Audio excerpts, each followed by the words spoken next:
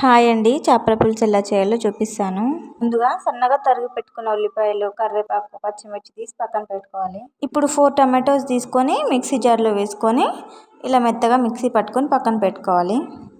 అలాగే కొంచెం చింతపండు తీసి పక్కన నానబెట్టుకోవాలి. ఇప్పుడు పసుపు, ఉప్పు వేసి ఈ చేపలని బాగా నీట్గా కడుక్కొని పక్కన పెట్టుకోవాలి. చూడండి, ఈ వీడియోలో చూపిస్తున్నట్టు నీట్గా కడిగి పెట్టుకోవాలి. ఇప్పుడు స్టవ్ ఆన్ చేసి కడాయి పెట్టుకోవాలి. కడాయి వేడయ్యాక కొంచెం నూనె పోసుకొని కట్ చేసి పెట్టుకున్న పచ్చిమిర్చి, కరివేపాకు వేసుకోవాలి. అలాగే కట్ చేసి పెట్టుకున్న ఉల్లిపాయలు వేసుకొని అంత బాగా కలుపుకోవాలి. ఉల్లిపాయలు చాలా సన్నగా తరుగుకోవాలి. చూడండి, ఇప్పుడు ఉల్లిపాయలు వేగిపోయినాయి. ఇప్పుడు ఇందులో కొంచెం అల్లం వెల్లుల్లి పేస్ట్ వేసుకొని పచ్చివాసన పోయేంత వరకు వేయించుకోవాలి. ఉల్లిపాయల పేస్ట్ వేసినాక అడుగు మాడకుండా చూసుకోవాలి. ఇలా కలుపుతూనే ఉండాలి. ఇప్పుడు ఇందులో మిక్సీ పట్టుకున్న టమాటో ప్యూరీ వేసుకొని అంతా బాగా కలుపుకుంటూ ఉడికించుకోవాలి. కొంచెం పసుపు వేసుకొని అంత బాగా కలుపుకుంటూ ఉడికించుకోవాలి. పసుపు వేసుకున్నాక ఒక 5 మినిట్స్ ఉంచుకొని ఉడికించుకోవాలి. ఇప్పుడు ఇలా మెత్తగా అయిపోయినాక ఇందులో కారం వేసుకోవాలి. అలాగే రుచికి సరిపడా ఉప్పు కూడా వేసుకోవాలి.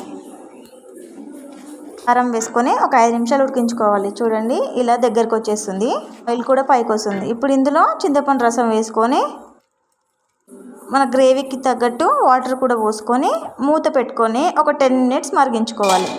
ఇప్పుడు ఒక మిక్సీ జార్ తీసుకొని 10 వెల్లుల్లి రెబ్బలు, కొంచెం ధనియాల పొడి, కొంచెం జీలకర్ర పొడి, అలాగే కొంచెం మెంతి పొడి, గరం మసాలా వేసుకొని ఇలా మిక్సీ పట్టుకొని పక్కన పెట్టుకోవాలి.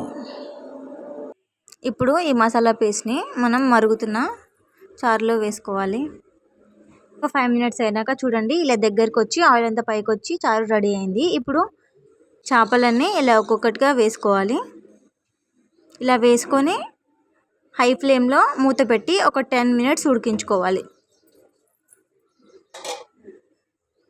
తర్వాత మూత తీస్తే చూడండి, ఇలా చారు అనేది బాగా మసులుతుంది. ముక్కలు కూడా చాలా ఉడికిపోయినాయి. ఇప్పుడు కట్ చేసి పెట్టుకున్న కొత్తిమీర తీసి అంత బాగా పైనుంచి వేసుకొని మూత పెట్టుకొని ఒక 5 మినిట్స్ లో ఫ్లేమ్లో ఉడికించుకోవాలి. తర్వాత చూడండి, చేపల పులుసు ఇంకా బాగా ఉడికిపోయింది. ఆయిల్ అంతా పైకి వచ్చేసి ఈ గ్రేవీ అంతా థిక్గా అయిపోయింది. ఇలా ఉంటే మనకు చేపల పులుసు రెడీ అయిపోయినట్టే. చాలా టేస్టీగా ఉంటుంది. ఖచ్చితంగా ట్రై చేయండి. ఇలా చేసామంటే మనకి గ్రేవీ కూడా కరెక్ట్గా వస్తుంది. అలాగే పీస్ కొంచెం కూడా విడిపోదు. చాలా టేస్టీగా ఉంటుంది. ఖచ్చితంగా ట్రై చేయండి.